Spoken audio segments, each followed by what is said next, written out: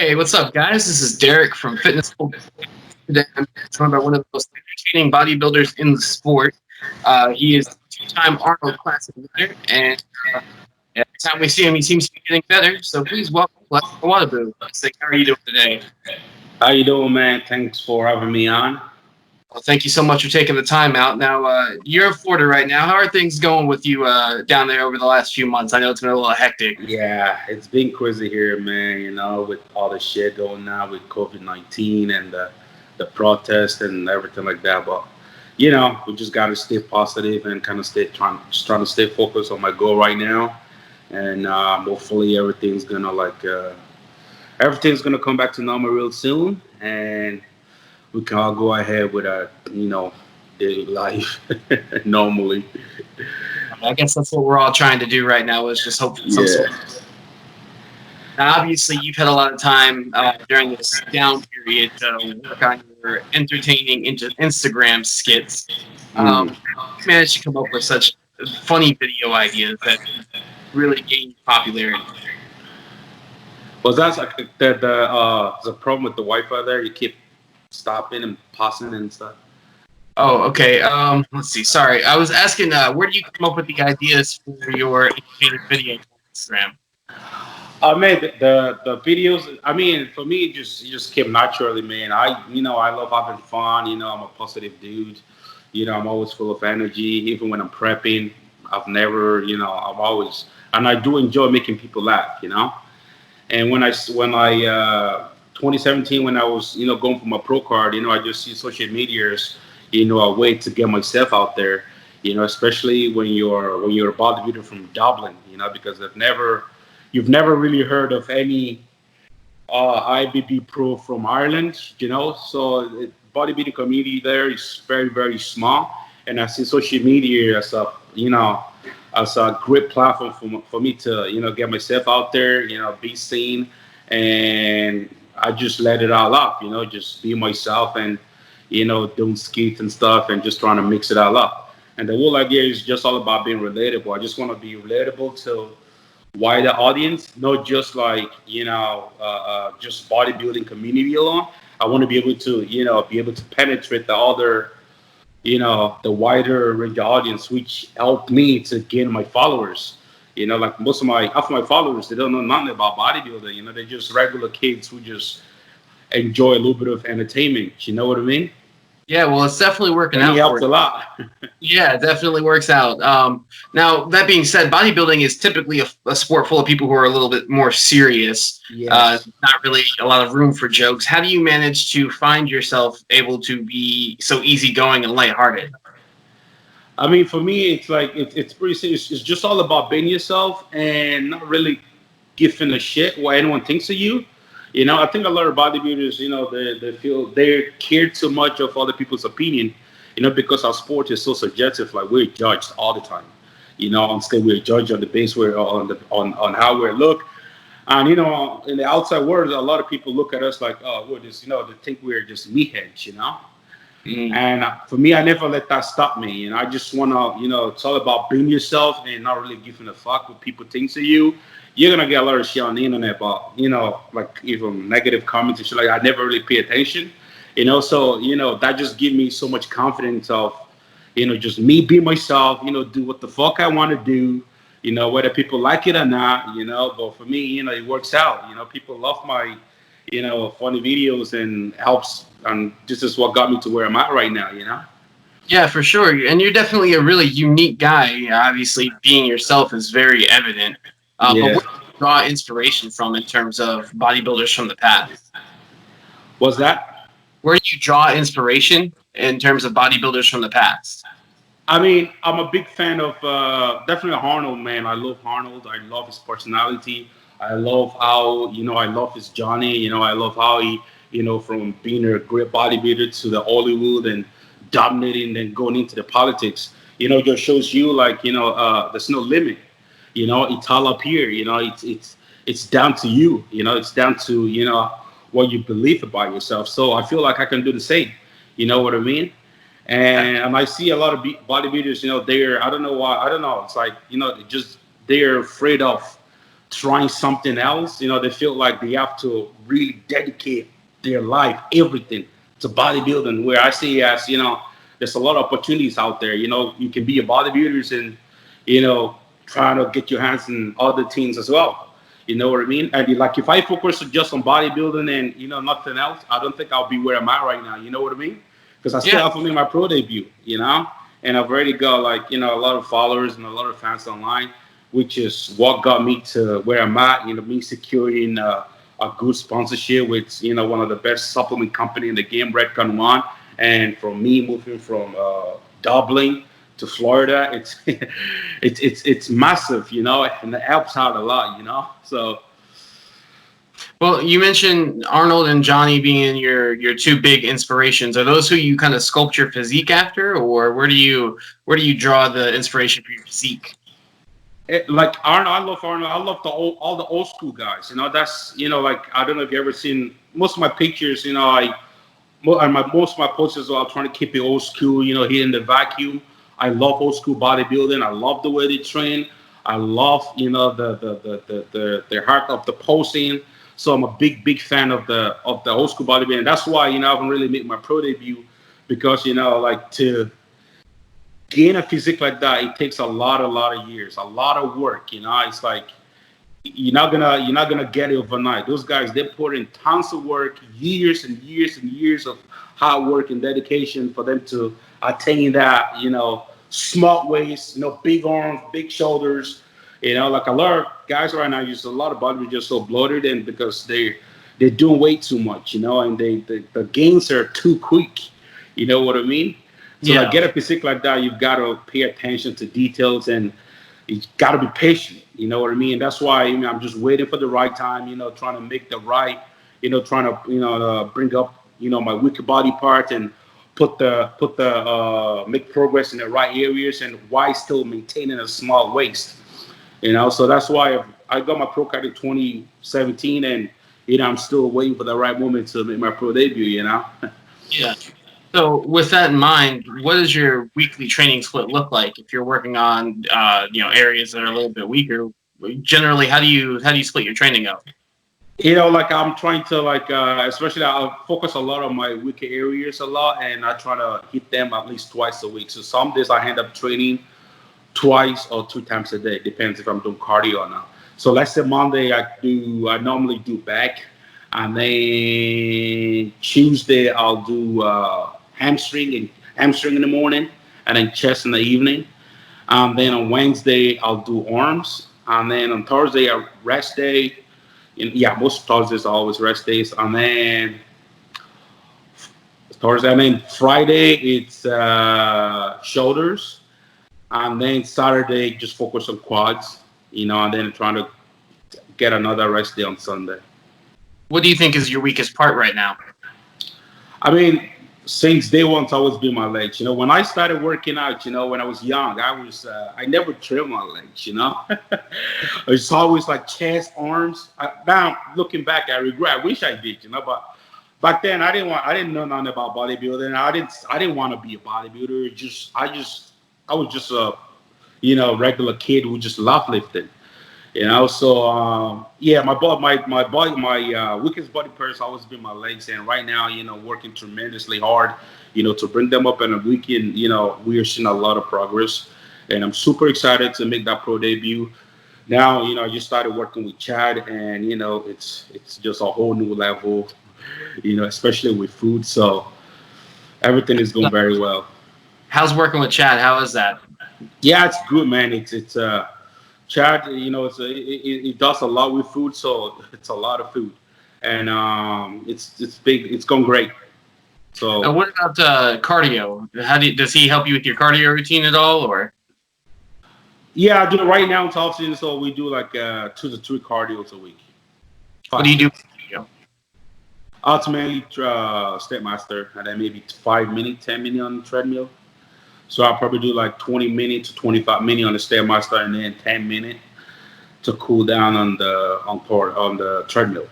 You said it's about 2 or 3 days a week. Do you have 2 to 3 days. Do you have a specific day that you like to fit that in, or is it just whenever you're feeling It's probably not normally days that I'm not training twice a day. So I do Monday, Wednesday, and then maybe Saturday. Okay. And what's your favorite body part to train? Favorite body part to train has always been triceps. What You know, makes that because so special for you? well, What makes that so special? Why do you like that so much? I mean, you know, it's just because I get so much, you know, I get a lot of connection with it, you know, and the pump is just, it's just amazing feelings. And I'm always want a big arm, so you know, my triceps is not my, probably not my best body part, and it's always a part that I really want to improve as well. So I train them a lot, and I do enjoy training triceps. Okay. Now, obviously, training is different when you're preparing for a competition than it is when you're in the off season. How does your training differ between prep and off season? To be honest, my training sort of stays the same. You know, the weights stays heavy and the rep stays the same. And the only thing that you know can be a bit different is maybe cardio. You know, so I'll do more cardio when I'm cutting. You know, instead of doing three days a week in off season, I'll do like 5 to 6 days, or Gotcha. even 7 days sometimes. You know. So my training stays the same. You know, the weight stays heavy. The reps between 12 to 15. You know, always just trying to maintain my strength. I never want to like cut down on weight so I don't lose my strength and I'm able to, you know, maintain the fullness of the muscle and all that. Awesome. Now, you said that you've been working with Chad Nichols. He's focusing a lot on your diet. What does your diet look like nowadays? I mean, we're eating about 6 to 7,000 calories daily. You know, maybe I think carbs about, let me say, maybe 400 grams of carbs and protein around 550 grams of protein daily. So it's a lot of meat. It's a lot of chicken, a lot of turkey, a lot of red meat and egg whites. How Yeah, many meals does that end up being a day? that's 6 meals. 6 meals? Is that Yeah. 6 meals? A couple of snacks in there, or is it? No. Just 6 meals, just pure all food. There's I no know you. snack. I hate snacking, man. I even even on weekends where I'm allowed to do cheat meals, you still won't catch me snacking because well, if I say I have a little bit of snack, you know, let's say I don't know chocolate, whatever, or sweet, that stuff just make me so bloated, and I end up skipping meals, you know. And I've never been a guy who you know loves sweets or cookie and all that, and I've never had a you know I'm not that type of person that will be you know eating all that kind of stuff. You know, so I rather stick to my proper meal. Right. I know you mentioned that you eat a lot of chicken, a lot of turkey, red meat, and egg whites. What else does your diet consist of for the most part? Pretty much that's all the meat. Yeah, that's all of it. So turkey, a lot of chicken, red meat, little steak, egg whites, and oatmeal in the morning, and then my carbs will be come from white rice. Okay. That's what I do that. How has working with Chad, like, what has he done differently for you than what you were doing before you started working with him? I mean, the most significant difference is food, bro. It's like right now, what I'm eating, I've never ever ate like this before. You know, just and it made me realize like food is absolutely everything. You know, I feel like all those years that I've been training is like this is the first time in my life that I'm actually doing bodybuilding properly Hmm. because of the food. You know what I mean? If Yeah. you're looking at your food and you're excited about it, you're not doing it right. I've never been. Right now, I hate eating. You know, it's just like it's way harder than training. Training is that stuff is fun, you know. But when it comes to eating food and you're doing it properly, like a pro bodybuilder, it is so hard. It is, and that's what makes champions, you know. Right. That type of discipline. Obviously, that's a lot of food to eat, and then Yeah. typically the same stuff. It's not necessarily the Even most. sometimes, you know, I'll be like looking for motivation to like, you know, just help me push the food down. I end up watching Ronnie Coleman's eating. I'll be watching Ronnie eat. It's like, yo, if Ronnie can do it, I'll do it too. If I want to be like Ronnie, I gotta eat like Ronnie. Hey, You know, so I end up watching videos to push the food down. You said you are allowed to have cheat days on the weekend. What's your go-to cheat day meal? Um, I love ribs. I love beef ribs. Last Sunday, and I love sushi as well. So it's either, some really fatty meat, beef. No, ribs or sushi. I love sushi. And what about supplements? Do you take any sort of supplement stack? Oh yeah. What does that mean? I'm sponsored by Recon One, so I take all my supplement from Recon One, and I'll take I use isotope in the morning, which is pure whey protein with my oatmeal in the morning, and then of course my pre-workout, which is Total War, and then my post-workout. My post-workout stuff, which is a mix of isotope, cluster bomb, which is carbs, and some aminos, grants. Fantastic. Now, you said yourself you weren't always interested in becoming a bodybuilder. You just enjoyed lifting weights, but then you went and you got your pro card in 2017. What was that process like for you in deciding to just make bodybuilding a serious thing instead of just a hobby? So when I was growing up, right, I was growing up as a skinny kid. I'm growing up in Ireland, Dublin. It's actually not Dublin, West, where I grew up in the West. So a little small town, maybe 3-4 hours from Dublin. So it's like a really small town. Everybody knows everybody. Maybe 5,000 people in that little town. So I was very skinny, and people used to push me around when I was younger. I just didn't like the way I look, and I didn't like the fact that people were pushing me around. I was like 14, so that's when I started lifting weight. And then a couple of months of lifting weight, I made a lot of progress. I was shredded, but I was putting on really lean muscle mass. And then I think when I was 19, one of my friends, he sort of like, you know what? I think you should compete. So he sort of like pushed me to competing, and I did that for a show. I didn't win, but I got a lot of great feedbacks from the judges. They were telling me like, to keep at it. I've got genetics. They can see a little bit of potential. I should try again. And then the following year, my diet was a little bit better, so I won in 2012. I won Irish Nationals, and then 2013 juniors, of course. I won my second trophy as a junior, and then I did my fourth international show. I got invitation to the Arnold Classic in 2013. I did that. I didn't place in the top 6. So the following year, I went at it. I actually remember saying to myself, prior to our Arnold Classic 2014 juniors, I had done European Championship, which I didn't place as well. And I was saying to myself, you know what? I'm going to give it one more shot in these international shows. And if I don't play, I was going to quit bodybuilding and do something else, because I'm always being realistic to myself, And so I went into that show, 2014 Arnold Classic, and I just wanted to place in the top 3. And I ended up winning that show. And the Arnold Classic, since then, Arnold Classic became one of my favorite shows. And I actually promised myself that I wanted to turn pro at that show in 2 years' time. So I give myself a break. After winning that 2014, that gave me so much confidence, so much fire, and I decided, look, this is what I want to do for the rest of my life, and I'm gonna get a coach, and I'm gonna make sure I get my pro card.